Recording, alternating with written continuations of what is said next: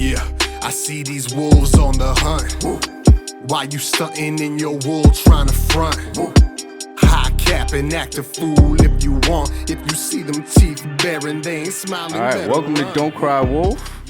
My name is Di, and today we got a super special guest, an OG pioneer in the city, but I'll let him introduce himself.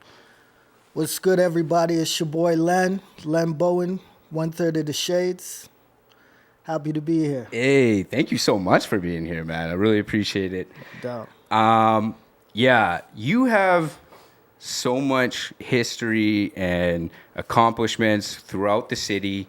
So I kind of want to do it like we're gonna take it to the back. We're gonna take it to the start here, and then we're kind of gonna work our way to present day. Because I want to let some of the newer artists that are watching this who might not be familiar with you to kind of get an understanding of what you've done and what you've accomplished here. No doubt. But yeah, so starting with 1995, your group, Different Shades, signed to Peanuts and Corn, which was a label that came from Brandon, started by McEnroe, yeah.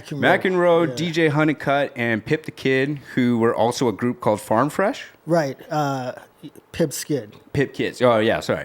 And so they had Farm Fresh, they had you guys, Different Shades of Black, and they had Mood Rough. Yeah, Mood Rough. Sick. So during that kind of time period, can you kind of tell the viewers here, what did the scene look like at that point? So Farm Fresh, they're from Brandon. They moved to the city.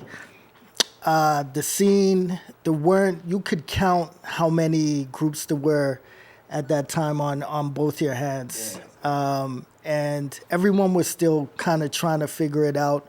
Like, there were guys before us, but I mean, they only did so much, you know. They would have got some sponsorships to do some shows, maybe do some mini tours, go to Regina or Saskatchewan or whatever. But really, once those guys moved here, Rod Bailey, McEnroe, he was the first one to really do something where it was like an artist who started his label. There were other labels in the city that it was mostly for rock, and they might have signed one hip-hop group, State of Mind, back in the days.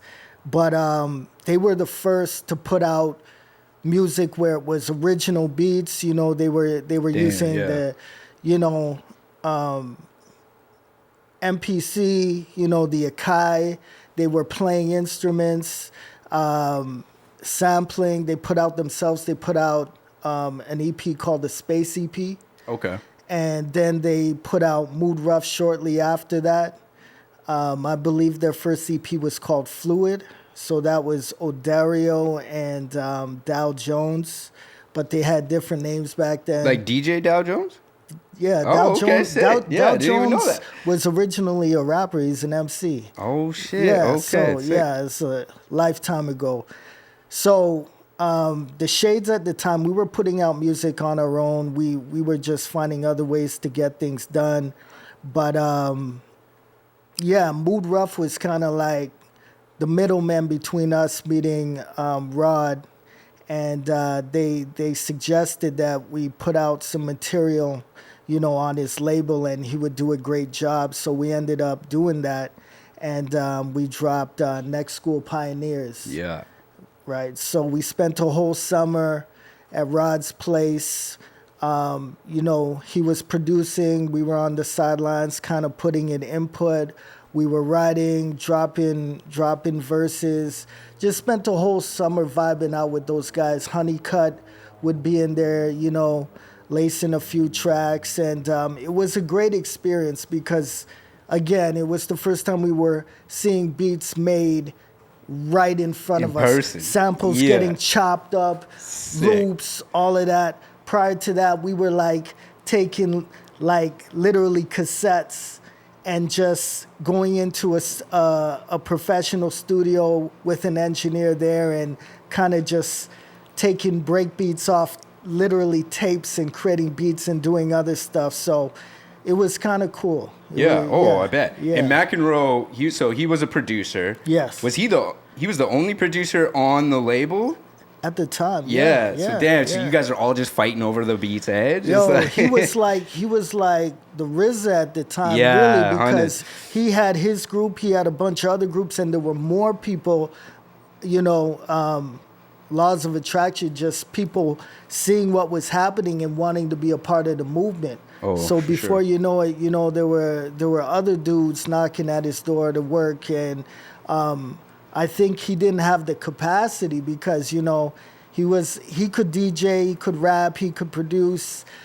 People wanted to keep things moving. Like I remember Mood Rough dropping their project, and they were ready to go with the second round of material, and there was an order after a while. There were other people that had to drop first. Yeah. So people had to go in different directions eventually, but it was a great experience nonetheless. Fire. Yeah. So in Nigel Weber's upcoming book, Gritty City, shout out Nigel Weber and Gritty City, he gave me early access here to kind of read up on you. He describes your group, Different Shades of Black, as being the kind of the connecting link between the 80s of like the house parties, the boat cruises, to like the 90s of like the do-it-yourself kind of music, where you're out there, you're trying to get not just in the parties, but now you're just trying to get your music out to the labels, maybe to the records stores, your local kind of record store, like Sam the Record Man or something like that, right? And my question is, so coming up in a time where there is zero resources for hip-hop, studios are probably getting all booked by rock bands. There's not a lot of opportunities or labels or managers and stuff like that. What do you think is some of the biggest hurdles that you guys had to go through? Man, just being taken seriously as artists. We'd be in this, there was this, so our mentors, this group called State of Mind, shout out to Chris Knight, MC Escalade. He was the one who kind of mentored us and took us under his wing. So they had a single deal with this label. They used to be on Portage Avenue called LRN Records, and he used to take us up there, and we'd be dropping bars, and these rock guys would be like cracking up, losing their fucking minds. Oh, rough. And back then, people were still using reel-to-reels and that, and you were just trying to be taken serious, trying not to be taken advantage of, because these guys saw a bunch of kids and they'd be asking you stupid shit like what your folks doing. It was like none of your fucking business. You know what I mean? I'm here. However I'm getting money. So, you'd be in there and you'd have your sessions and you're paying these guys money, and they'd be kind of dictating what would happen, to a certain extent. They didn't understand the music, and they weren't trying to understand it. And the same problems you got even playing live shows where you'd have sound guys who predominantly dealt with rock music. Yeah, you still have that to yeah, this day, you're trying to reason with these guys and tell them what you need. They're taking off during your set, having a drink, going for a smoke, and you're just stuck up there trying to get through your set. So little things like that. And keep in mind, like, him referring to us as the bridge, we were around, but we weren't like ready to go. We weren't established. There were guys like DJ Bunny and, as I mentioned, Jimmy J. There was State of Mind. I can say we're hip hop in the sense where they were taking, old, Al Green records. They were taking, Diana Ross. They were taking everybody and anybody you can think of, Stevie Wonder. They were playing the records. They were chopping them Sampling up. it. You would literally see Rod McEnroe just create a beat in front of you. And we always knew how this was. We saw it on TV. We saw it happening in the States. But now we're in Winnipeg watching a guy do it in front of us. Game changer. And this guy's coming from Brandon. Yeah. You know what I mean? Right. So it was kind of like mind-blowing at the time. So that's what he means. Like, we were already around. We were on the come-up, but we didn't know how to go about a lot of things. And he opened our eyes, to something that we needed at the time. It was like divine intervention meeting this dude, and there were a lot of other things just as far as business and opportunities, getting grants and to go on the road and tour and applying for awards and all that. We didn't know about that shit. We were like blind to that. So he exposed us to a lot of different things. It's funny that you say like the divine intervention. Like sometimes it just really feels like that, Like you just meet the right person. You're like, damn, how did that connect just happen? Like you're like, damn, this gives me now so many more opportunities and shit. I love that.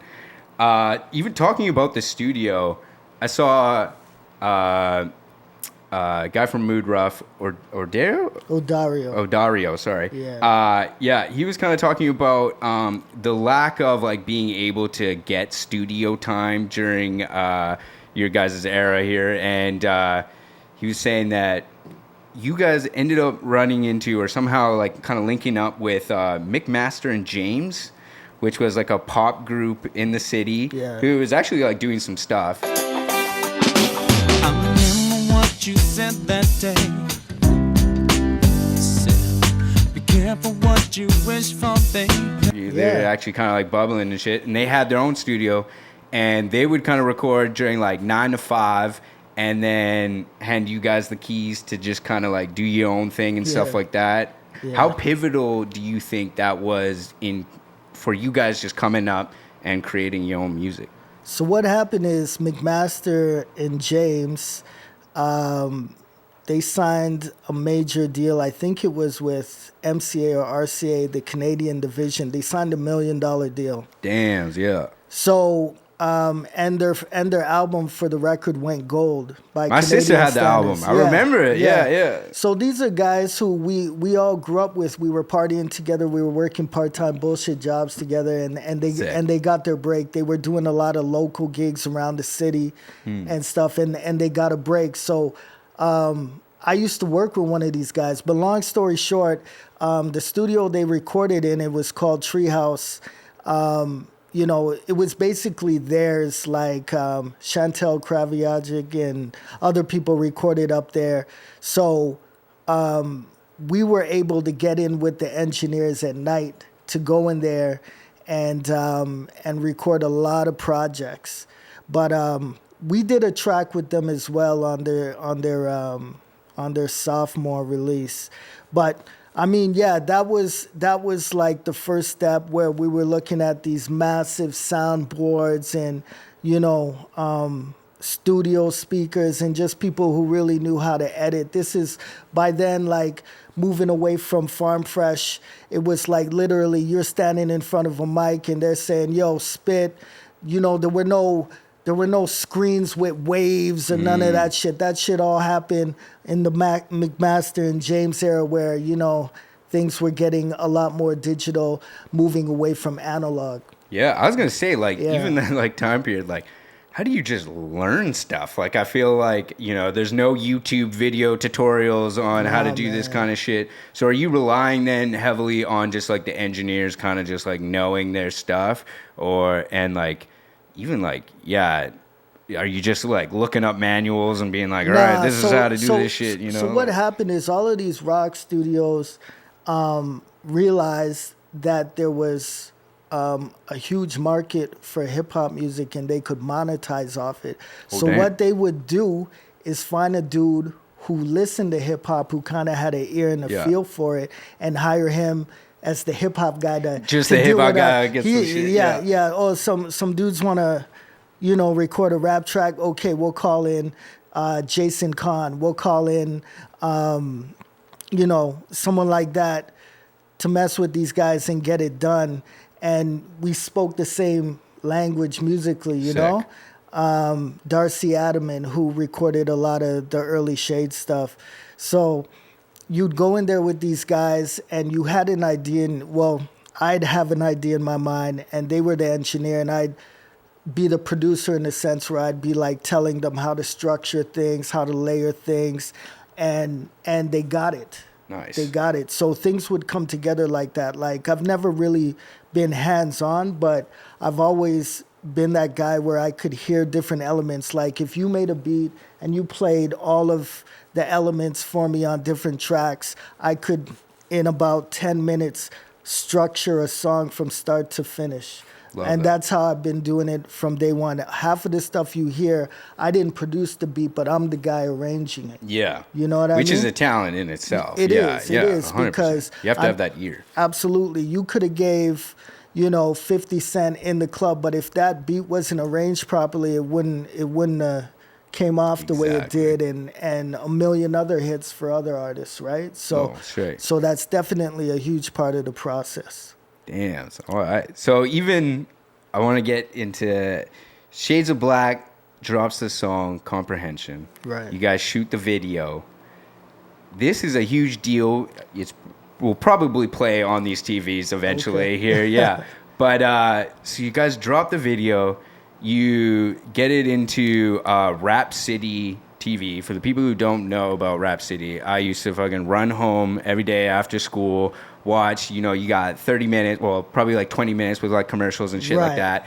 And it's on Much Music and it's playing hip hop. And so you're also, it's like playing like popular rap music, like Jay-Z and shit like that, music videos and stuff. But you guys also get your music video on Rap City. Yeah. And this is also a huge deal because you guys are, first of all, I don't know how you guys did it. That sounds just extremely hard in general.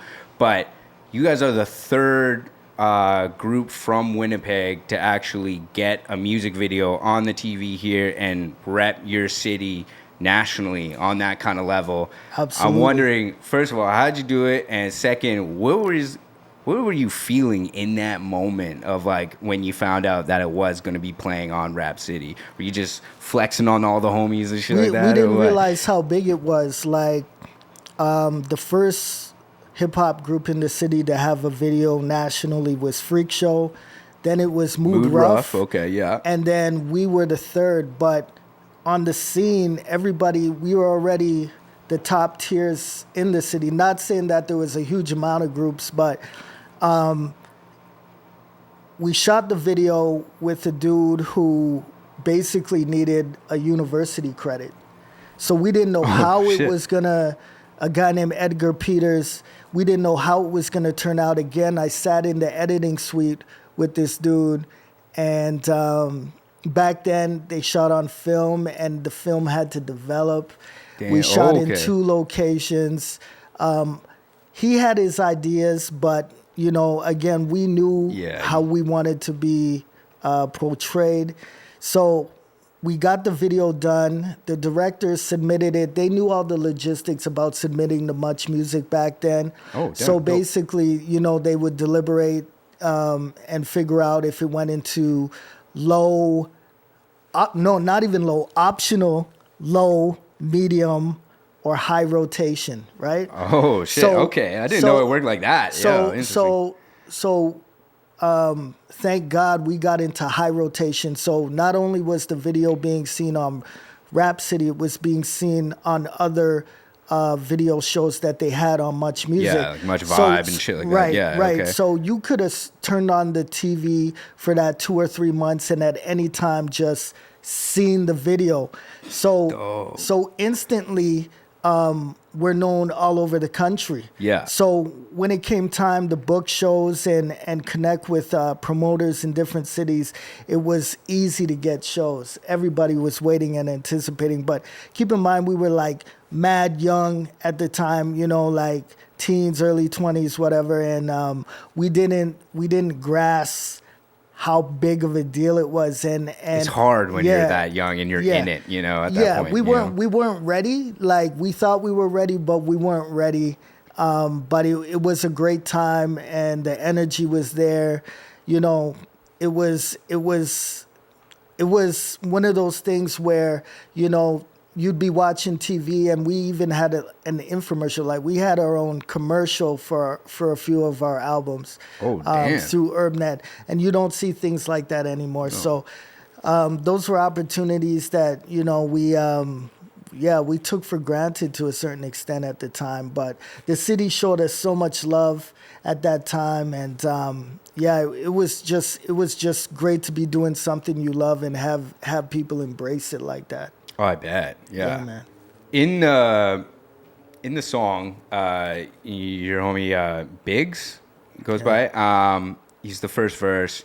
He actually ends his verse by saying like Nas, it was written. Your freestyle sounding like Nas because it was written. Yeah, right. Which I love because fast forward to like recent times, Pusha T actually used that line to diss Drake, being like Nas, it was written, but it came from Quentin.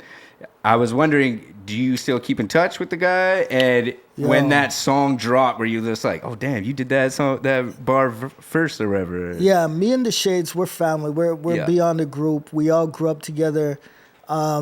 Just to give you some quick history, me and Biggs, our moms knew each other when they were both pregnant with us, and then we ended up going to elementary school, and later on we were in high school together. Bad Manners, my other brethren in the group, he's been like one of my best friends since we were like 13, right? So we're family, and we're all still connected, even though I'm the only one who's still active making music. Shout out to Bad Manners, YWG 204. He's a big promoter in the city right now.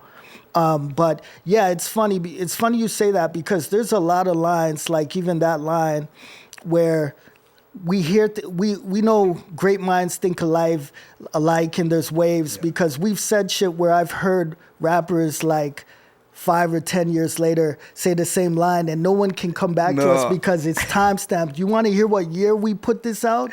We're not biters. We know, even though we're coming from a small city like Winnipeg, it's not where you're from, it's where you're at. And as long as you have confidence and you stand behind, your work, you're on one, and I can't remember right now, but there's a few more lines that we've dropped or even beats that we've used where producers have used it elsewhere, and it kind of makes me think, are people listening to music and thinking, okay, well, maybe I have a bigger deal, I have a bigger audience, I can take this, and who's gonna care anyways because I've got the bigger audience. 100%. You know what I mean? And you've seen other artists kind of get in trouble where an artist who doesn't have the platform or the money or whatever behind him accuses a huge artist of stealing his shit, and nothing comes out of it because they got the machine behind them. Well, so even like This Is America by Childish Gambino and stuff, like that's like a big topic and stuff. Yeah. I can fully see that being a thing. Yeah. And they're like, I'll just pay them off if it becomes a thing or if they find out, right? Yeah, so it's something to feel good about knowing that, you're on a level.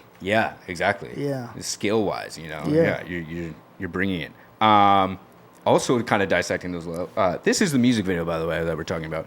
Yeah. Also dissecting those lyrics at the very end, Big says, I'm going to try not to butcher this, but you're topping the charts, but there's no heart when you're rhyming. Hip-hop is dying. The artist skills is declining. You're number one now, but you're running out of time, man. But realizing the real MC is on the rise. Right. Do you feel like those bars are, like, just extremely relevant today? Because I see the whole beef with Kendrick Lamar and Drake, and I feel like that's exactly what Kendrick Lamar is saying to Drake, of being like, you're number one on the charts, but, there is no heart, there's no substance in your rhyming and stuff.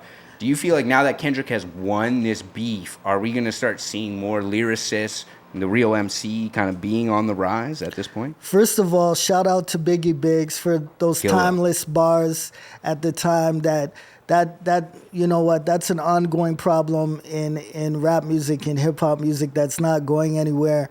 And to answer your question, no, it's not. It's unfortunately, okay, so Kendrick won the battle, but it's just fake's the new real. Let's keep it a buck. So things are just going to go back to the way shit was. Things are dying down and things are pretty much, it's like a big storm that happened and everything was left in chaos, and now people are just kind of getting back to their regular lives. Regular scheduled programming. Yeah, exactly. So, people are back to singing instead of rhyming. People are, just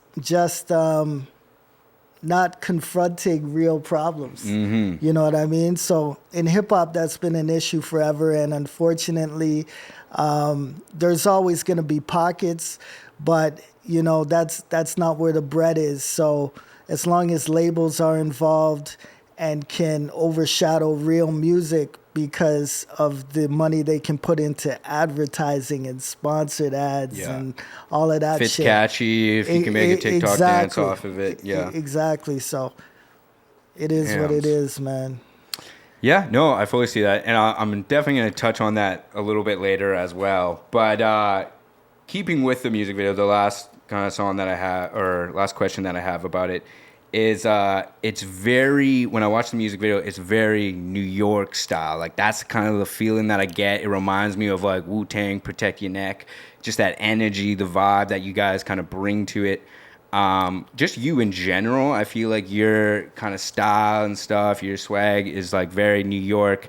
And that's because, you know, you have some cousins out in Brooklyn, apparently, that you were spending some summers with and stuff. Yeah. So Do you feel like actually the question is, what do you feel like you soaked in from those times that you visited, you know, the birthplace of hip hop in New York and shit? So I got a lot of family in New York, but I stay with a particular cousin. We're around the same age. We pretty much grew up together. He's like my brother. Yeah. So, you know, coming from the prairies, Winnipeg, Canada, you're watching all these videos. You're watching Wu-Tang, you're watching Nas, Onyx, Tribe, etc. And, you know, a lot of this stuff just seems surreal. So here I am. I go to New York for the first time. And the first time I went, I was staying in the Bronx in White Plains. And that was my mother's sister, my aunt. She was living out there. And my cousin Ro, who's on my father's side, came up from Brooklyn to get me because I was just bored at my aunt's place. So I had the time of my life with him that summer, going to parties, hanging out with him and his friends, and I just kept going back.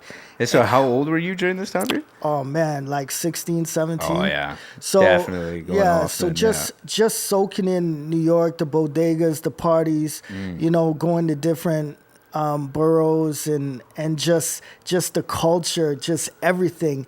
It was like being in a movie. So I'd come back after soaking in all that hip hop, running into artists on the streets, athletes, actors. You just randomly see people from time to time, and they're desensitized to it out there, you know? So just imagine you're a kid from the prairies. You don't realize how laid back and slow pace a place like Winnipeg is until you go to a place like New York. Oh, 100%. You know? Yeah. So I just got addicted and just kept going back summer after summer after summer after summer and just taking in this culture. And you hear it in my music, you hear the influence, you hear the inspiration. So that's where that comes from. You know, my family are Americans, you're around them. You know, you'll start talking like them after a while. You pick up the slang, you read between the lines. You just realize how far ahead they are, and kind of just because there's so much happening around them. Yeah. You know, and you're catching all these little things.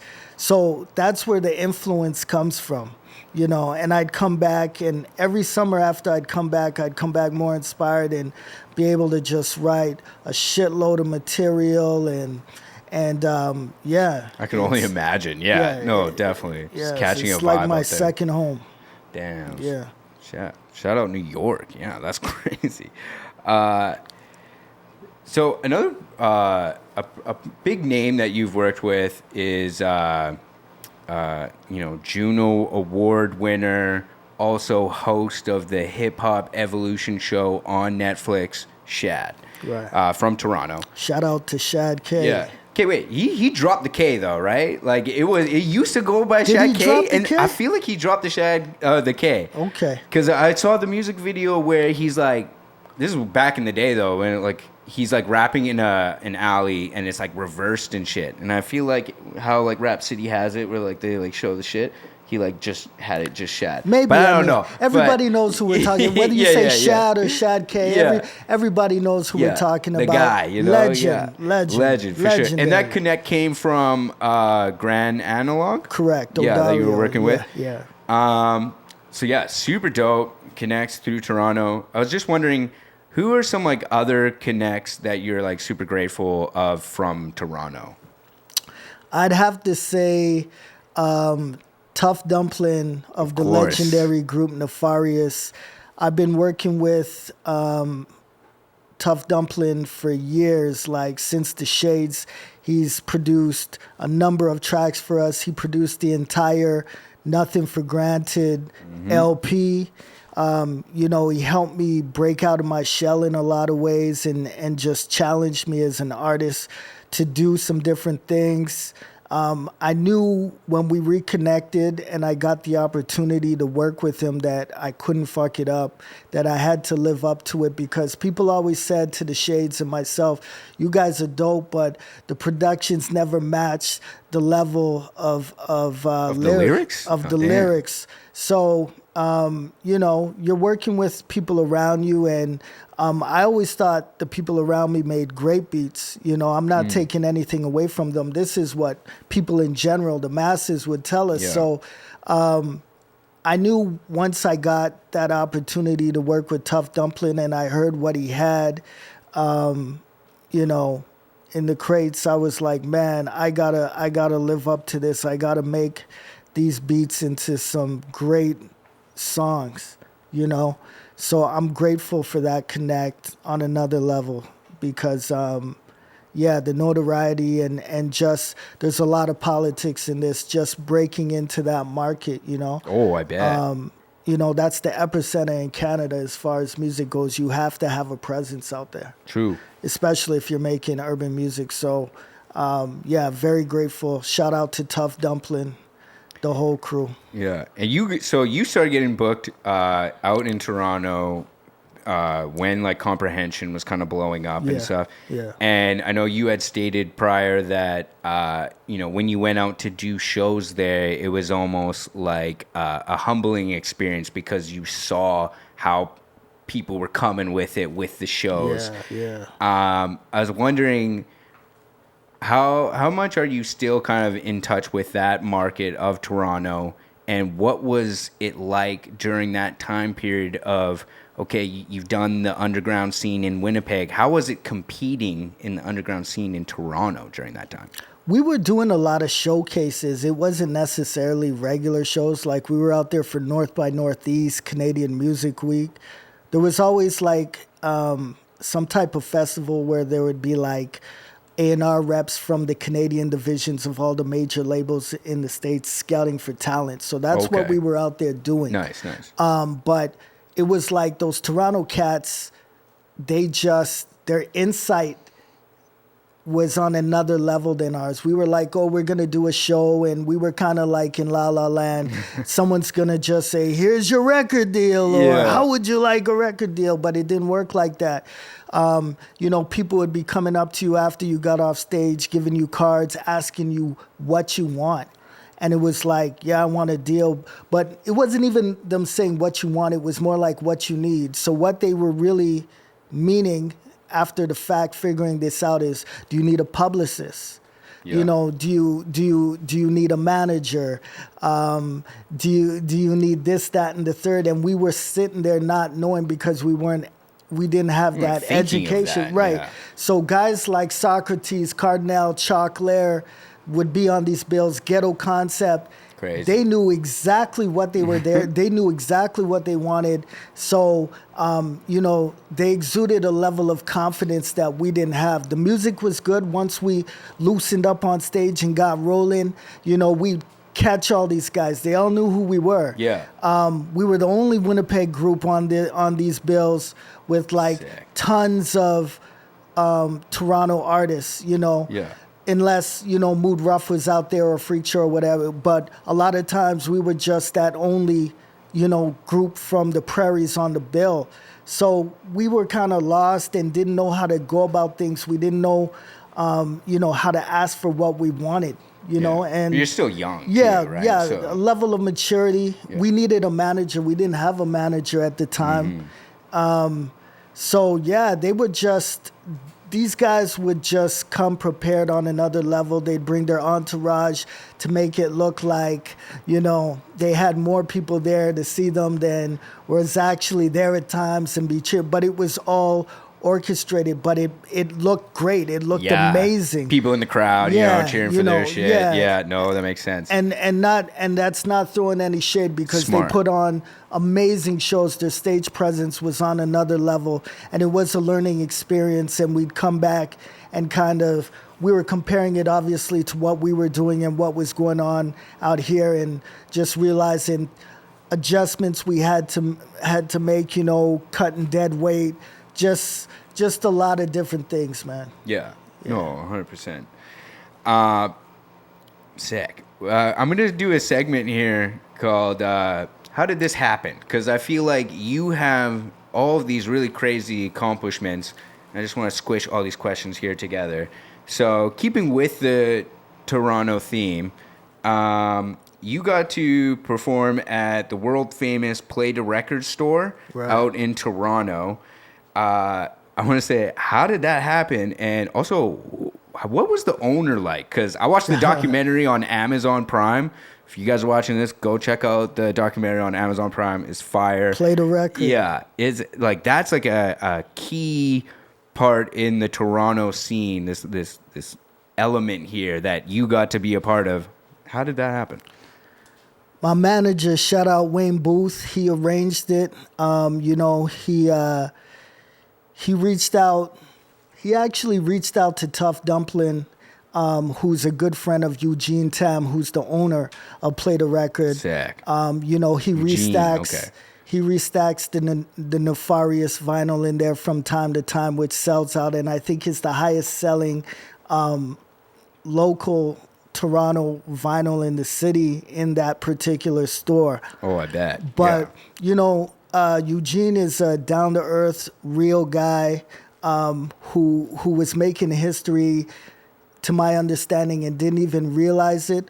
When you meet him, he's so genuine. He's just passionate about the music. He's a personable guy, and he kind of shies away from the fame. Like he could give two shit. He loves music, and it's from all genres, all walks of life, and that's really it. He's not a corporate dude, man. It's basically he's on some brethren shit. One of his friends needs a favor, and if he can help out, he's gonna do it. So it was really that simple. It was just reaching out. You know, he got reached out to from someone who he respects and trusts, and you know, we did a full project together, so it benefited everybody involved. Nice. And that's how that went down. Damn, dope. Yeah. So you also got on the soundtrack of a movie called How She Moved. Right. And your song was like in the movie as well. Yeah. How did that happen? And what was the scene in the movie? Because this is like a dance movie that has like Keisha Cole. I'm kind of picturing like that 90s movie from like, it was called like, I think Save the Last Dance, where that chick's like learning how to dance to hip hop. Yeah. And then all of a sudden a Len Bowen song just kind of comes on and shit. Like, what was the scene in the movie like? You know what? And it's a Shades / Mood Rough song. Okay, sick. Shout out to Mood Rough. Shout out to the Shades.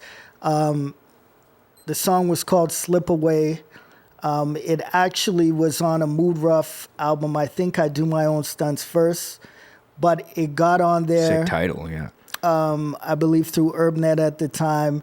And I think the scene was basically, you know what, there was some drama going down and people's lives were falling apart, and they just kind of had to take a break and refocus.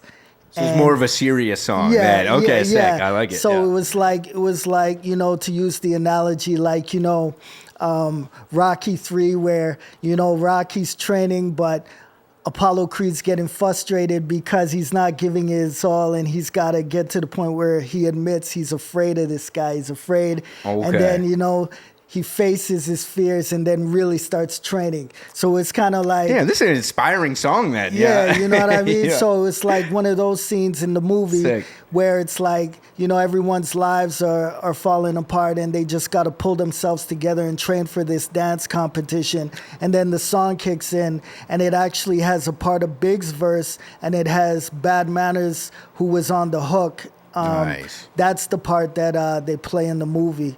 Funny enough, in the credits, they don't even credit the Shades, but done dirty. It just says Mood Rough, but who knows that it's Mood Rough and Shades, and it's Yeah. actually the Shades who you hear in the movie. So, Damn. you know, shout out to you know, everybody who was in that movie, and that was a great opportunity. I just, well, you know, wish more people knew that it was actually us. Yeah. No, straight. Yeah. I bet.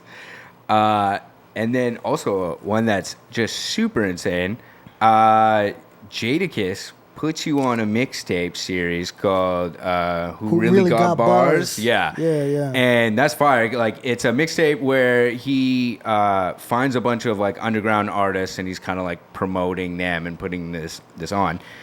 Did he reach out to you personally, or like how did just that come about? Like, So I'm gonna share something with everybody here. let it know. Yeah. He didn't reach out to me. What happened was I just finished recording an EP called Flow Nostalgic with Fourth Quarter. Shout outs to Fourth Quarter, BBS Steve, everybody over there. And I was excited about the music. I knew we made some great music, even though it was a small body of work. So this is during the beginning of the pandemic. Everybody's sitting at home. Nobody's allowed out of their house. Like, you know, the gram literally became your television. Yeah. So I Straight started. though. So the kites were there, and I started. It dropped, but we didn't do any sponsored ads or anything. We produced that project on an extremely humble budget, and I knew the music was great. I was proud of it, and I just needed people to hear it. So I just started shooting out kites to all my friends and doing this and that. And then everybody follows celebrities on the gram. So I was sure. like, you know what? Fuck it. What do I got to lose? I'm sitting here. I started shooting it to like Nas, to Jada, to Busta, to anybody who I followed. Yeah. And I got a response Wow. from Jada That Kiss. actually worked. And it was That's and sick. it was a verified account. And I'm thinking to myself, why don't other people do this shit? But Yeah. I don't know if people didn't believe in themselves or they're scared or they just didn't think. But I believed in myself. I knew Yeah. this was some dope shit. And he was like, yo. And he just started the conversation with me, and I was like, "Yo, this really is a verified account. This ain't Damn. some bullshit." So he told me what he had planned. It didn't happen immediately, and I just kept in touch. And he liked some pictures, and I screenshot and put it in my story, and kind of told people to stay tuned. And he just kept talking to me, man. And before you know it, this thing just materialized, and I got my track, The Breaks, on there featuring Katia. Shout outs to Katia. And that's how that really happened. But you got to remember at the time, and I don't think a lot of people realize, is during the pandemic, like all those big artists that everybody's just fanned out about and all that shit, they were unable to perform. Yeah. So They needed something else. Exactly. So they at that time were more accessible Yeah. True. than they ever were. That'll never happen again. You know what I mean? Yeah. It was because people were trying to figure out ways to get money. So Smart. so it was like everyone was kind of reaching out to you for this and that, and after a while it just became something where it was like, oh, okay. People would reach out and be like, yo, I got this going on, but, there's also this involved and that involved, and you kind of had to take it like that. But he came to me with the idea, so it was kind of a different situation, That's sick, though. But- Yeah, that's a crazy But yeah, shout outs accomplishment. to Jadakiss, legendary. So grateful and thankful for the opportunity. Just to have someone on that level with that type of history acknowledge what I do, and unreal. Yeah, I'd be gassed too, man. That sounds Yeah. sick, man. Yeah, that's Yeah. fire. Mad props. Yeah. Is it true that you and Dario from Mood Rough coined the term Peg City? Well, Dario did. I didn't. Yeah. Yeah. No, so there used to be, Vancouver used to be called Van City, and he kind of just flipped it and called it Peg City. But he's responsible for that. Yeah, he's okay. Yeah, nobody was saying that before him. Damn, that's interesting. Because, they were saying, like, the bands were calling the place The Peg, which is also just, like, a terrible name. So I'm glad it has a little more swag to it with Peg City. Shout outs to Dario. Yeah, damn. Okay. He started that shit. That's why. I know you come from a battling background. Yeah. I'm wondering, what is your take on, like, how do we make battling cool again? Like, how do we bring it back to, like, kind of the mainstream? I feel like it's kind of dying a little bit here. Battling's still cool, maybe in Winnipeg, but everywhere else, battling is a thing. There's there's the URL. King of Dot, there's King of the Dot. Yeah. There's all types of I leagues. just don't feel like it's talked about enough, Even Yeah. in, like, mainstream rap. Like, when you were rapping, you had to also, like, know how to battle, carry yourself and stuff. Yeah, I mean, it reached its height with the URL and Eminem getting involved. I think Eminem shot a battle movie a while ago. It was actually dope. I don't know why it didn't do more, but I mean, as far as coming up, like, there's a lot of artists in this city who made a name off battling before they started their group or solo artists. So I don't know, people just got to step up and create the platform for people. That's really it, man. Yeah. Like, there was always people who just said, fuck it, I'm going to put this on and I'm going to see who wants to get involved. And everybody loves to see somebody get this. You know what I mean? Right, So, yeah. I mean, if you can do it and do it with some skill, articulate yourself. I don't know what's going on in Winnipeg right now. I don't know. Like, I think there is a battling scene. I don't know too much about it. I know the homie was filming something for him. Yeah, shout out. But I don't. You know what I think, actually? We got to start doing the battle raps with the beats behind it. It seems like it's gone away from that, and it's just all a cappella, and it's like, you can get off, like, more crazier bars, but, like, I just want that swag behind it, A mix would be good. It's kind of, at least, a mix. Maybe one round is the acapella and the others is like the beats or something. Or the last round is you toss it on a beat or some shit. Because like 106 and Park, the Freestyle Fridays, they used to do with the beats. And that used to That's pop off. Hey, yo, I'm mad free. You acting like I ain't the one. Why you got me battling Bruce Lee grandson, yo? But the leagues, it's always been like dead air and to what you were saying, to get off those inflictions, the cadences, and really the emotion, unless you're like a dude with super flow, the beat is always going to take away from that because you're trying to stay in the pocket, right? Yeah. So I mean, it would be good to have that, but I think in moderation there'd have to be a mix. You still a mix gotta, would be smart, actually. Yeah, yo, Don't Cry Wolf. We're gonna do a battle event. We're gonna add some beats to it, bro. Do it. Because, even you think about 8 Mile, and, like, everybody from 202, Right. that wouldn't hit if it didn't have that fucking beat behind it, If that shit was just a cappella, come on now. Yeah. So, I don't know. I think we got to bring back beats. That's my opinion of it. Yeah. But, so with, like, the lack of artist development now in just the industry in general, and it focusing more on... Okay, this artist, not only do you have to be good at making music, but you also just have to be a skilled, like, marketer. And, like, you have to know how to, like, market your music on social media and stuff. How have you kind of adapted to that coming from a time before social media to now? I just utilize the resources around me, man. You know what? The more... Being an artist, you don't want anything to take away too much from what you're trying to do is that. So I can't be the social media guy. I can't, do all the deals because I got to be I have hands-on to a certain extent in everything, but nobody does it alone. You require a team. That's why a lot of times when you watch interviews and you're asking certain artists questions and they refer to themselves as we, that's what they're talking about. So I got my manager, shout outs Wayne Booth.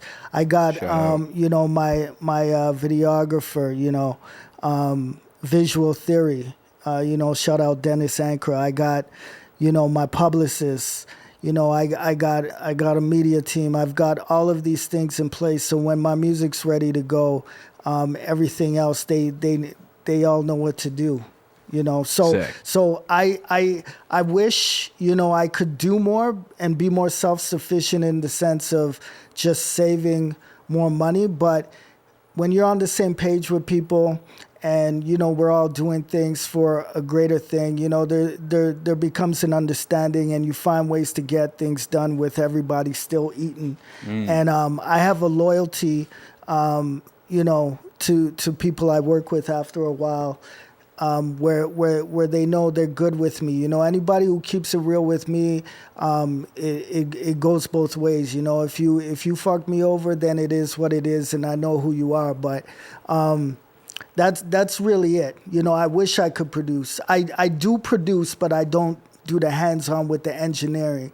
But I mean, I would have saved myself a shitload of money if I could get the board and the programs and all of that, and do that. But that also takes away kind of from like your artistry and your creativity. You're like, I just want to focus on the lyrics and the song. If I'm trying to edit it and be like adding effects and stuff, I'm the same way. I need an engineer, and I need an engineer who's like done music before, so that they kind of like know and shit. Yeah, so I'm hyper focused on the rhyming, and I'm good with that. I got a strong team right now. It's not a big team. You don't need a lot of people. You just need the right people, and And I think it comes off more organic. Like if you're out here trying to do some TikTok dances, I feel like that would be a little like, ooh, yeah. All right, nice. So in the Witch Police radio interview, you stated that you compared your rap career to playing like a game of golf with yourself, like competing with yourself. Right. I love that analogy because that's like, it doesn't matter how old you are. It doesn't matter like, you're taking your time. Every shot counts. And that's kind of like what I take from your music. Every shot literally counts. Every time you drop a track, it counts. It's like, there's so much effort into the lyrics and everything like that. My question is, what is the skill that you think you've like sharpened and perfected over this time of like creating music? Just painting a picture that is like beyond 20/20 vision. Like I've mastered how to just condense a visual in a couple of verses or even one verse.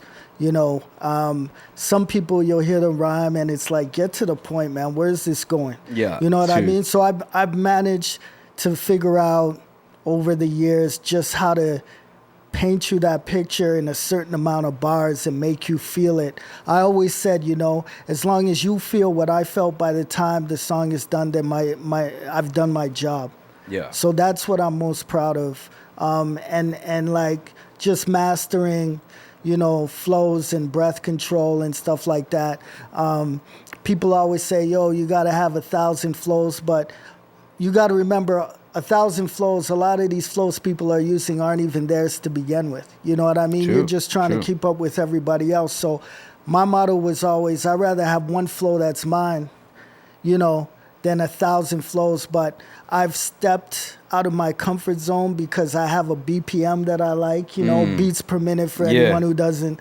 And, and even working with Tough Dumpling on a few tracks, just really stepped out of my comfort zone and tried different things and different flows and made things my own. Yeah. You know what I mean? So that's pretty much what I'm most proud of, just being able to paint that picture on whatever topic I'm doing. That's fire.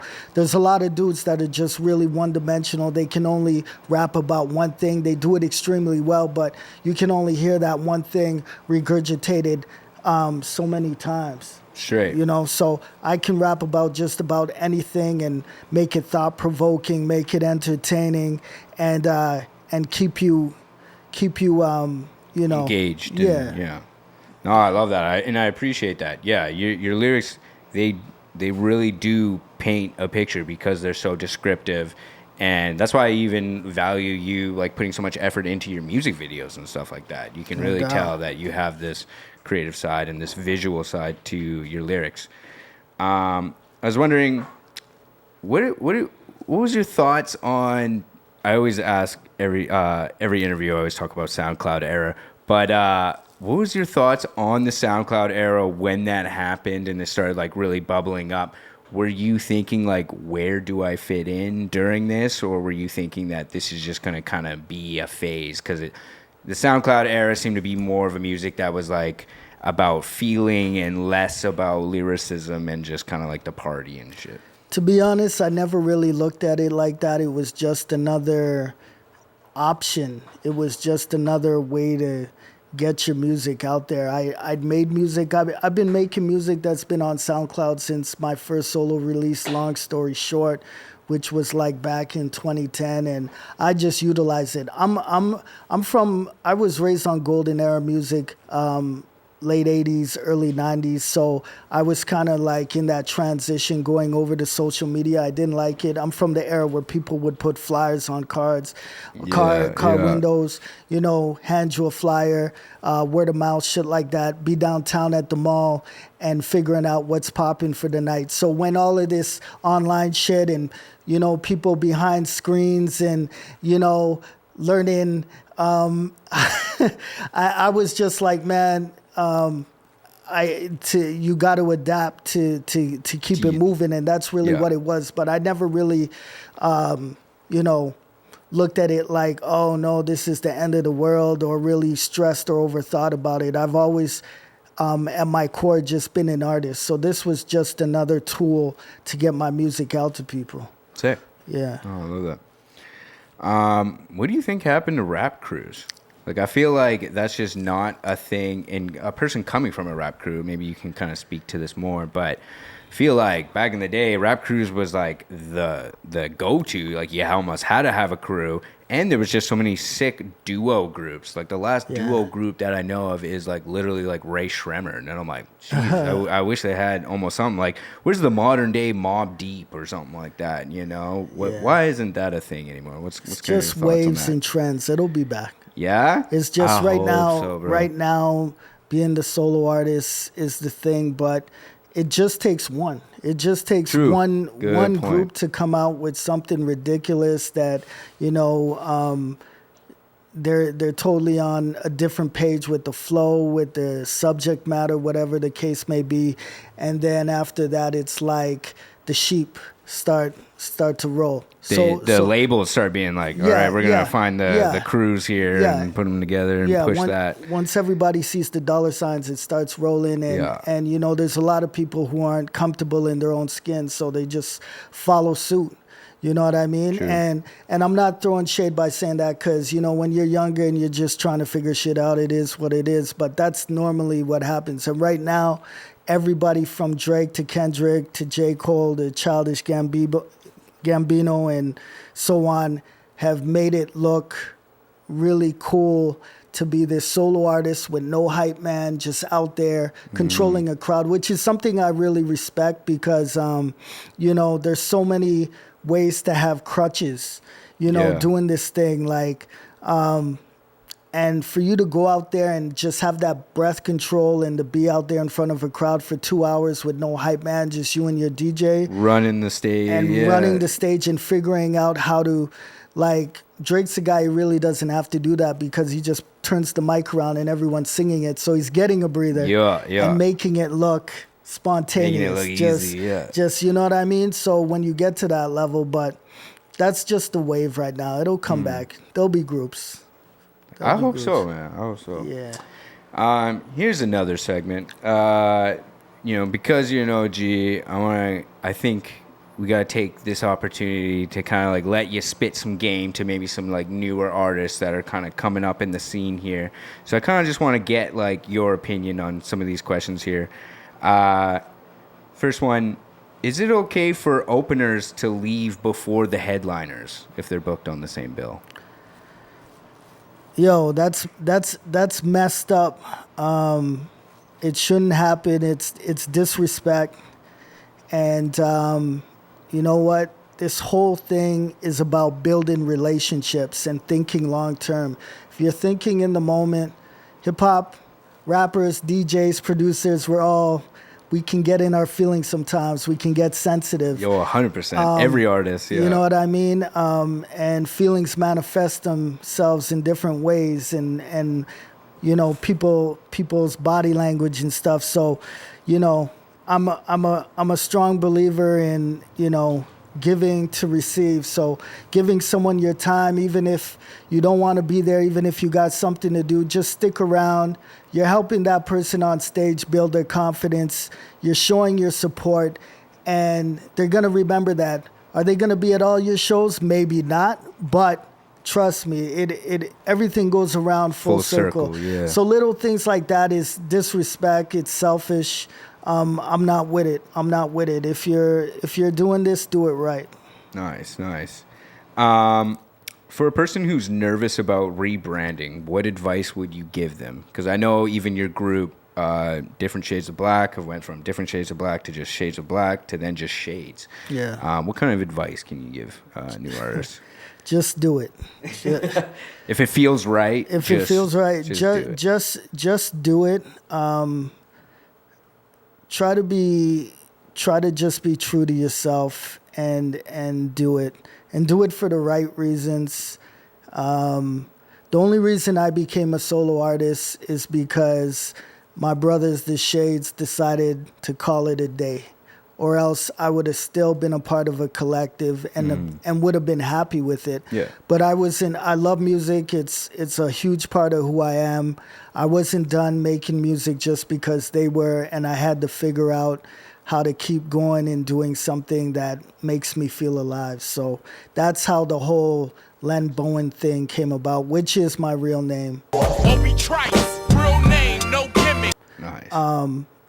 So yeah, but as far as rebranding, you know, if one group falls apart, if you're not on the same page and you want to start another group or take a risk on being a solo artist, because a lot of people, and I had this conversation with a good friend of mine where there's guys who are part of groups and like that safety net of being in a group because they're afraid of people not supporting them individually, so they can kind of hide to a certain extent behind a group name. It's like, I might not like you, but I'm a fan of the group. I'm a fan of your talent, but I might not like you personally. Yeah. So there's all that petty shit that happens from time to time. But I think I was at a point where I had to put the pressure on myself as a solo artist and not hide behind a group name, not hide behind a stage name and go by my government to hold myself accountable for everything you hear from me. And it just turned me into an animal where I was like, yo, if you hear the bars, you know it's going to be official every time because you have to be proud of what you're putting out because your name is stamped on it. Yeah. Your actual name. You know what I mean? It helped me get a lot better, a lot quicker when I didn't have my brothers to rely on in any way. So, what are your thoughts on local artists like charging for features? It's a gray area. I've given a lot of features for free. I've charged people who I've regretted later charging because I didn't know who they were. I didn't know their character and what they were really about. Yeah. I've paid for a feature, you know, here and there. It's nothing to be embarrassed or ashamed about. It's business at the end of the day. And if you don't have a personal relationship with an artist and you want to work with them, it's the best way to kind of open that door, you know? Yeah, I mean, you just got to take whatever's coming at you, and whether it, you know, develops into a good working relationship or not, it is what it is. So I wouldn't take it as disrespect if someone asks for bread, especially if you're approaching them, but it's a gray area. Okay. How important is it for rappers to be living what they're rapping about? It's 100%. Yeah, okay. Important. Unfortunately, you know, this is like hip hop rap it's pretty much a circus right now, and nobody really cares about, you know, the validity behind who you are. Like, people are so, rap is pop music at this point. You know what I mean? The genre is so big that that street cred and all that doesn't really matter anymore. But if you're a true head, if you're a real hip hop head, you know what that means. So we don't even respect guys who are talking shit that we know they didn't live. You know, it's for anyone who's doing that, and you know you've got a fan base and they're entertained. You know, all the best to you. But if you ever get checked, you probably wouldn't in this day and age. But I mean, you got to deal with that the way you got to deal with that. But at the end of the day, that's who you are before you started rapping anyways. If you can go up there and talk all that shit and feel comfortable doing it, knowing that you never did it, and then on top of that, go in an interview and talk more shit. I mean, but I'm from an era where you if you talked it, you lived it, or you had boys who were there. There was like, I grew up around hustlers, pimps, this, that. I was never really involved in any of that shit, but they all knew Len is the guy who just liked to make music. You know, that's who I've been since I was a little kid, and they respect me for that because I know my lane, I know who I am. I can converse with you, I can be your friend, but that's you and this is me. You know what I mean? So you shouldn't be afraid to be yourself, you know. That's how people break through in music. You'll have, like I was saying earlier, there's tons of sheep, and if you look at the groups that have actually pushed through and done some real shit above and beyond that, it's all the guys who took that risk on being themselves. You know, love that. It's more relatable too. I feel like you can appeal to a larger audience if you're just being yourself. Yeah. What do you think about backing tracks for live performances? It's whack. It's whack. I've seen people like, I did a show, I won't say who was on the bill because I don't want to throw any shade, but I did a show with some local artists where I was the only one on the bill, just rapping over my instrumentals. Maybe in the hooks I had a few things here and there, but these guys were like throwing on the whole song. Yeah. What made it crazy is they did a sound check. I'm like, how are you doing a sound check with the music behind you? Like, this makes no sense. You're gonna be rapping over yourself anyway, so who cares? Why do you need levels when they're gonna be hearing your track anyways? If I want to hear your track, I'll listen to you on SoundCloud or Apple or Bandcamp or whatever. It's totally whack. And even what's more embarrassing and whack about it is I'm seeing dudes up there forgetting their lyrics when the shit is playing behind you. I'm seeing dudes get winded. Yeah. You're running out of breath and you're forgetting your lyrics when it's behind you. So that tells me that you didn't practice. You don't take yourself seriously because you're embarrassing yourself. And it's like that saying goes, you know, if you don't set standards, someone will set them for you. And it's like, you know, that's become acceptable. That's the norm. But you know, anybody who's a real hip hop head who really knows what rap is knows that's whack. And Winnipeg, anybody who does that, stop doing that. First of all, you're learning no breath control. You don't even know how to talk into a mic properly because you're just relying on this backtrack. And what's even more embarrassing is you're forgetting your vocals when your vocals are playing right behind you. Yeah. That makes no sense. That makes no sense. I feel that. Whack. It's hair, whack. It's gear, whack. It's jewelry, whack. Me, I'm tight as fuck. 100%. Yeah, I feel like it was very popularized through like Travis Scott and stuff like that because I think he tries to go more for like you're in the moment and this is an experience. If you're in front of 10,000 people, I get it. Yeah. When you're in an intimate setting in front of 50 to 80 people to 100 people, let me hear your voice. Yeah. Let me hear you. Let me hear the emotion in your voice outside of your track where it's perfect. Let me just really be in the moment with you. I'm seeing you. I want to hear your voice. I don't need to hear that. I already hear. That's the perfect track for people to hear over and over again. When people come to a show, it's to see you in the moment and hear you do something outside of that perfect track. That's why hip hop, a lot of different genres didn't respect it, because, you know, they have the live band, you know, where you can do things on the fly. You know, there can be a drum solo, a bass solo, all of this. You already have to be talented in order to play an instrument. Exactly. So it's like, you know, you got one job, do your lyrics. That's what I'm right? saying. Yeah. Versus, you know, they don't understand hip hop where it's just, you know, cuts and this and that and running an instrumental. So I kind of get where they're throwing shade on us about that. But when you're taking it to the next level with this, just throwing your track on and rapping over that, you're not helping us out. You know what I mean? So No, I agree. Damn. All right, so 2020 you dropped Flow Nostalgia, and in 2021 you dropped Flow Nostalgia 2, both produced by BBS Steve. You seem to be partnered with Fourth Quarter Records during this time period. Are you still working with him, and are we going to see a Flow Nostalgia 3 at any point?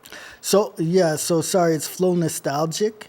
Oh, sorry, Flow Nostalgic. Yeah, sorry. I'm thinking of Frank Ocean or some shit. Yeah. So, yeah, I mean, I partnered with Fourth Quarter Records to put out those projects. It was a good time, but I think that ship has sailed. You know what I mean?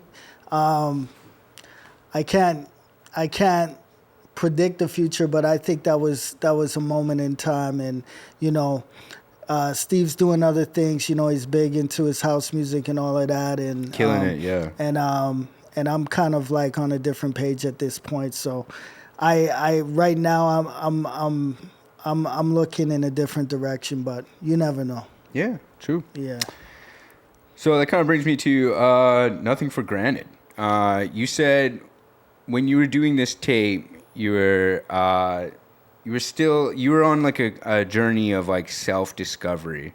I feel like now that this tape has been out for a minute, what have you kind of discovered about yourself? No matter how much in the past I would say, okay, I'm only making music until this point, or that point, it's just a part of me. It's my therapy. You know, it's a coping mechanism. It's who I am. So I got to stop doing that and just make music. It's like earlier you were talking about retiring. I mean, there's no retiring from this. There's no pension plan, bro. Like, you make music, you might stop for a while until you're inspired again. You know what I mean? So, the whole project is basically me starting out, you know, talking about my day and doing some reflection on. It's almost like me having flashbacks of certain instances and things that happened to me when I was younger and just naive and didn't go through a lot.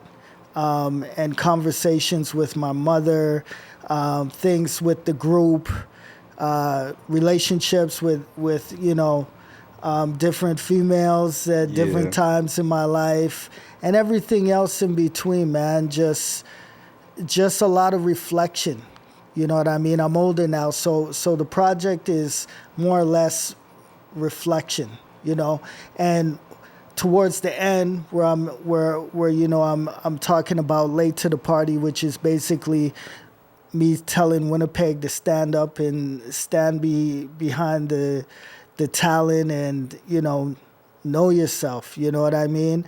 I'm not talking on that track like I'm that guy, because I know where I am. I know what hip hop is about. You know what I mean? It's a real trendy thing. It's like people want the next best thing. They want the younger dude. You might be younger. You might have all of your people with you now, but you got to realize as time goes on, it's just like the conversation we were having earlier. You know, it's a lot of your friends. It's a lot of people that know you. It's 80 to 85%, or maybe even more. It shows your friends that are supporting you, and people get gassed and and really think they got fan bases when they actually don't. These are people who are cool with you, that want to see you do well, that support you, that see the potential in you. But a fan is someone who has no idea who you are, but they're aware of who your music is, and they're willing to come out and support you by buying a ticket, buying your merch, and coming out to do the shit again when you perform next. That's a fan. That's a fan. Yeah. So people grow up, move on with their lives. People move away. People get tired of this genre of music. People have kids. People start to have families, and you start to notice attendance declining at your shows, and you're like, yo, what's going on? And it's like, there's your reality check. You really thought you were that guy, but you know, it was just people supporting you, man. Exactly. There's a difference between a fan and a supporter. Exactly. For sure. Yeah. Interesting.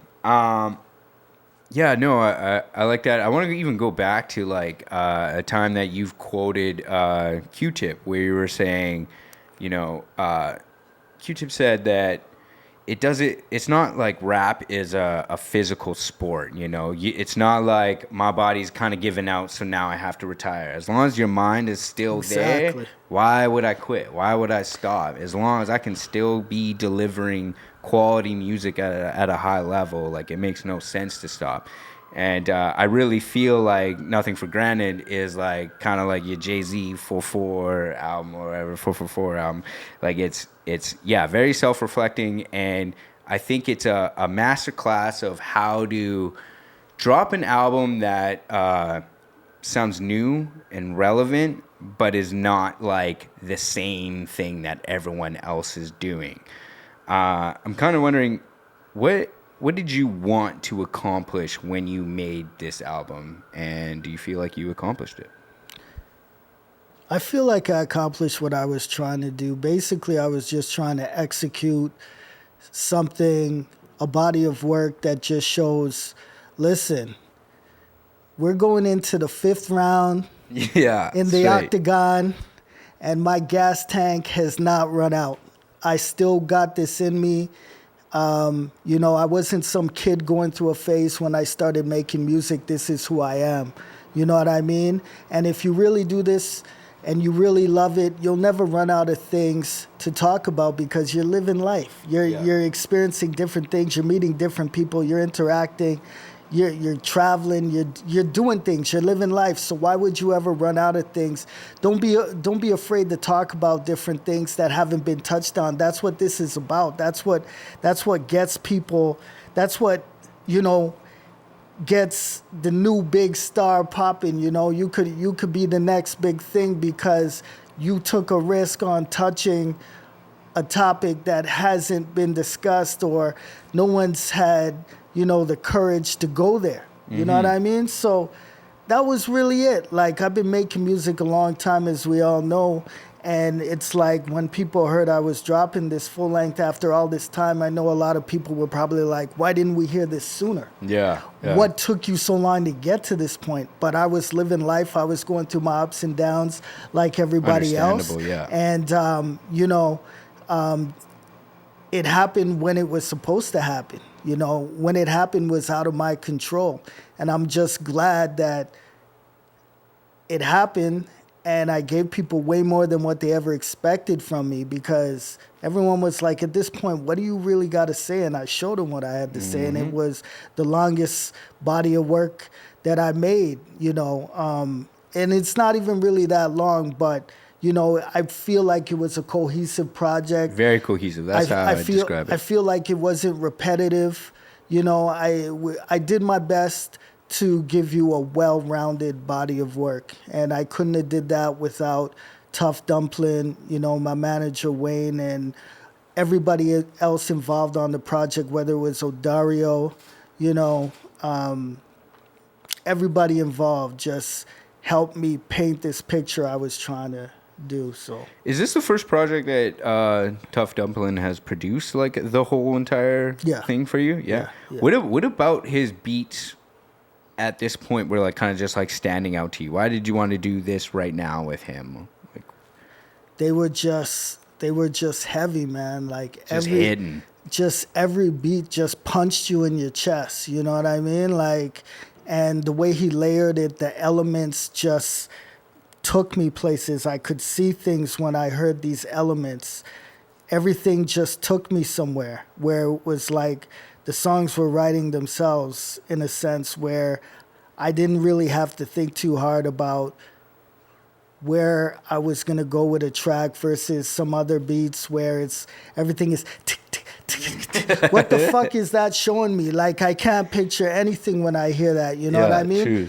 And I like that stuff too, but it really, I guess maybe it was the stuff I grew up on. You know, I like hearing strings, I like hearing pianos, you know, I like to hear, you know, those drums snap. So many layers in the beats. Yeah. Even like on our first interview that we did with like the top 5, we were kind of just like going over some like albums that I was kind of like recommending and stuff.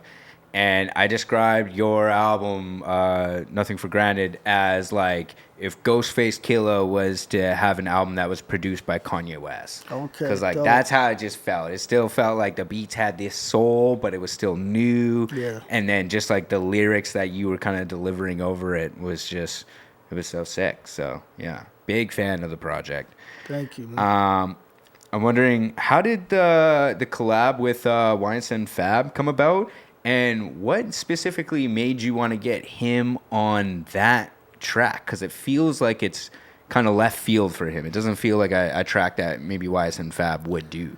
Okay, so I'll keep it a buck. That track was, I knew who he was. I heard his music. I thought it was cool. You know, he's a very talented artist.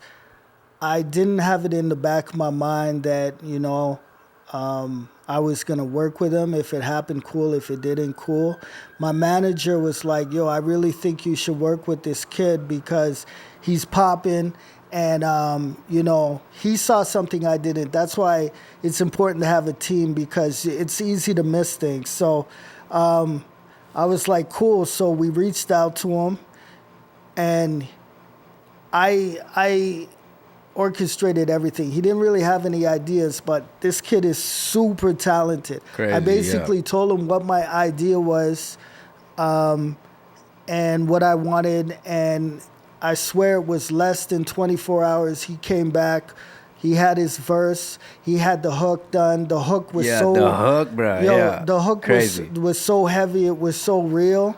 And I knew it was from the most honest place that somebody could write. And he's not used to that BPM. That's not his preferred BPM. He killed the track. He did his thing, but you hear him on faster stuff, and he obviously raps with a lot more melody, right? Exactly. Yeah. So he saved the melody for the hook, and he spit his bars, and I was like, man, I was so impressed with his turnaround, but I could tell he was inspired, and that's probably what helped him flip it around and get it back to me so quick. So my verse is we're talking about the same thing, but from slightly different perspectives because, you know, he's basically saying that he never had a real father. You know what I mean? My father was always in the picture, but he wasn't around 100%. And I have a stepfather, and we have a good relationship. But, you know, when you're young and you go, well, you might not know. But basically my situation was there was a man in the house, but it wasn't the same as having your real dad. And, you know, I felt when I was younger, like we have a great relationship now. But when he first came in the picture, there was this large disconnect. You know what I mean? And I felt like, honestly, he didn't really go out of his way to get to know me. But, you know, when you grow up in a West Indian, Jamaican household, that's just kind of what it is. You know what I mean? People are busy just figuring out how to put food on the table more times. So anyways, I wrote it from my perspective and he wrote it from his. But yeah, it all came together. You were able to mesh so well. Yo, it was so cohesive. And just, you know, how we went in and out on the hook. When it was all said and done, I was like, damn, this track really sounds like the best example of a collaborative, you know, joint. Like, it's not like, yo, I rap, you rap, there's a hook, it's done. Like, we really made a song, like a real Sure. song. You know what I mean? So that song actually is one of the songs I'm most proud of on the project, and I couldn't have did it without him. So I feel like Love that. was supposed to happen. Like I said, I had no intentions of working with him, and somehow, some way, it came together, and we made a great song. Knocked it out the park. Yeah, man. Yeah. No, I love that. Shout outs to YSM Fab. Shout out. Even like keeping on the theme of like talking about the hooks, you have multiple really talented artists on your hooks for that project. Yeah. Like Jordan, I think from Vancouver. Yeah. You got. He's from Nova Scotia. No, actually. sorry, Nova Scotia. Yeah, Yeah. yeah. And Andrew O, part of the Lyrics. Right. And I might butcher this name. Is it Daphne? Diaphne. Yeah, sorry. My apologies. But yeah, crazy appearances on the hooks here. How involved are you when you get a singer on the hook? Are you writing the hook, sending it to them for them to kind of sing, or are you kind of just feeding them an idea and like letting them kind of do their thing, or Both. Yeah. So I've written Interesting. hooks that you've heard, or I've co-written hooks that you've heard in bridges on my tracks. And then there's times where I'm just pinning the picture for the artist that I'm working with, where I'm giving them the idea. So for Diaphne, she really just came in the studio. She had a few ideas based off my lyrics. And, you know, she did a few things like right on the spot. And myself and the engineer, shout out Derek Benjamin. He's shout out brilliant. there. Yeah, Control Space, shout out. Yo, so we got her to do a lot of different things, singing a few different octaves, try a few different things, and she just kept going until we got enough material where we put it together later. So that's how that worked together. Me and Andrew O wrote the hook for Oceans and Beaches and the bridge together. And that really turned out well. So yeah, I definitely I'll leave it to an artist that I'm working with, but at the end of the day, especially if it's my track featuring you, I feel like it represents me way more than it represents you. So it's not getting on there until I feel like it's absolutely right as far as the picture I'm trying to paint. No, that makes sense. Yeah. Yeah, no, I fully agree with that. So even like actually on your song Waves that was off, Nothing for Granted, you dropped an EP also called Waves. Right. And you continue that song.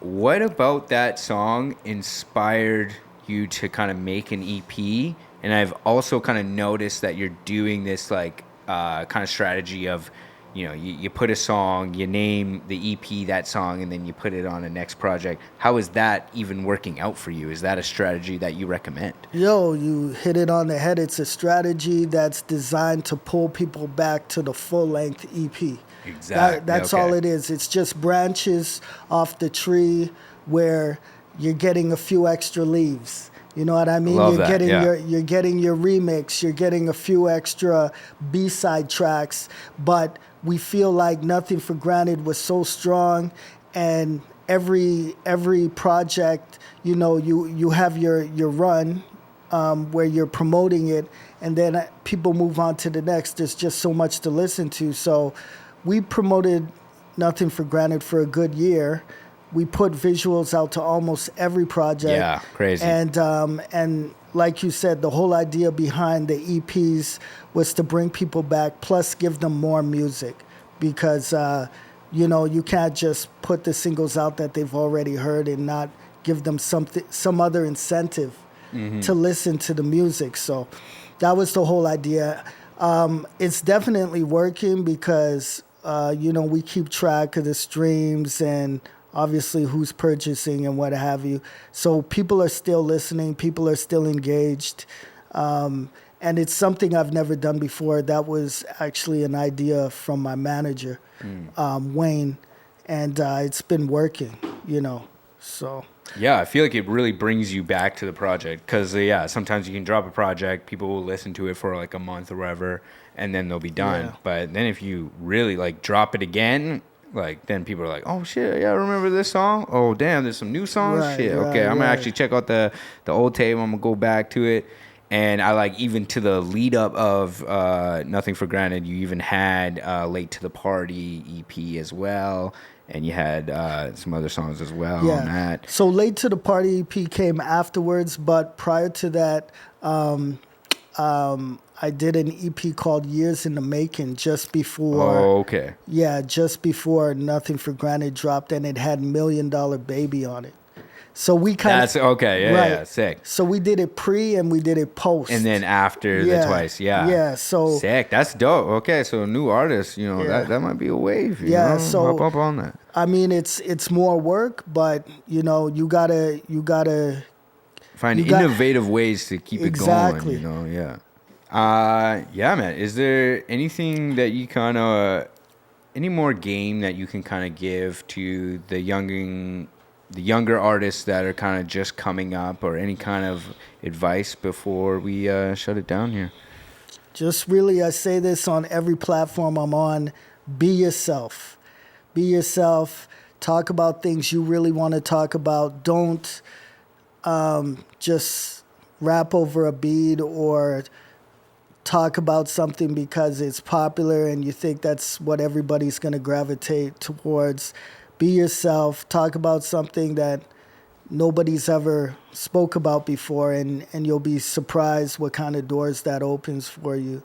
And learn the business. Be as self-sufficient as you can. Find a good team, people you trust.